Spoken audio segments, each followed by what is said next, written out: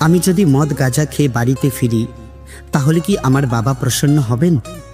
কখনোই না। কারণ আমার বাবা জানে যে মদ গাঁজা খেলে আমার ক্ষতি হবে, আমার দেহ নষ্ট হয়ে যাবে, হয়তোবা এক সময় আমার মৃত্যু হতে পারে। তাই সন্তানের মৃত্যু কখনোই বাবা কামনা করেন না। তাহলে আপনারাই ভাবুন তো, যিনি দেবের দেব মহাদেব, যিনি আমাদের সকলের বাবা, আমরা যদি সেই ভোলে বাবার প্রসাদ বলে গাঁজা প্রসাদ গ্রহণ করি তাহলে কি বাবা ভোলেনাথ প্রসন্ন হবেন? কখনোই না। কারণ কোনো বাবা যেমন চায় না যে তার সন্তানের ক্ষতি হোক, মৃত্যু হয়ে যাক, ঠিক তেমনই দেবের দেব মহাদেব, যিনি আমাদের সকলের বাবা, তিনিও কখনোই এটা চান না যে আমার ভক্তের মৃত্যু হয়ে যাক। সত্য কথা বলতে কোনো দেব দেবী চান না যে আমার প্রসাদ খেয়ে আমার ভক্তরা মৃত্যুর মুখে চলে যাক। প্রসাদ তো অমৃতময়, যে প্রসাদ গ্রহণ করলে আমাদের মঙ্গল হবে।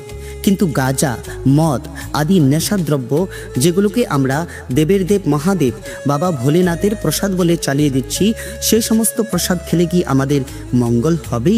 সাগর মন্থনের সময় যে হলাহল নামক বিষ নির্গত হয়েছিল, যে বিষের দ্বারা জগৎ সংসার প্রলয়ের পথে চলে গিয়েছিল, যে বিষের ঘ্রাণ শক্তিতে সকল জীব প্রাণীকুল প্রাণ হারাতে চলছিল, সেই হলাহল নামক বিষও তো বাবা পান করেছিল।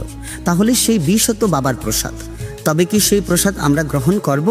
তাহলে কেন বাবার নামে কলঙ্ক করি আমরা? কেন বাবার প্রসাদ বলে আমরা গাঁজা নেশা দ্রব্য আদি গ্রহণ করছি? এসব কি আমাদের ভণ্ড ভক্তির পরিচয় নয়? বাবা কখনোই এমন ভক্তি চাননি, কখনোই চাননি রাজভোগ, শুধু চেয়েছেন একটু প্রেম ভক্তি।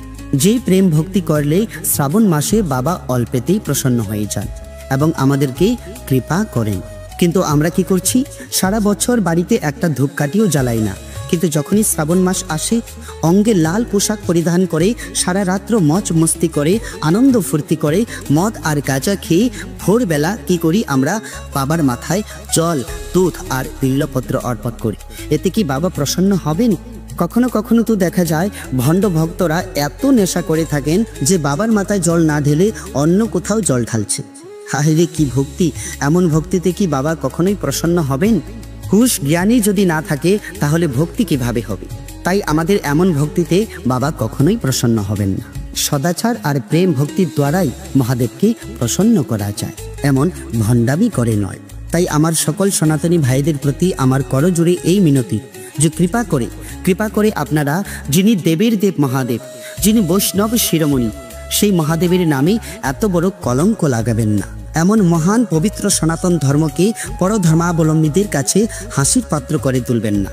পরমেশ্বর ভগবান প্রত্যেকের মধ্যেই সদ্বুদ্ধি প্রদান করুক। হর হর মহাদেব, জয় শ্রীরাম, রাধে রাধে।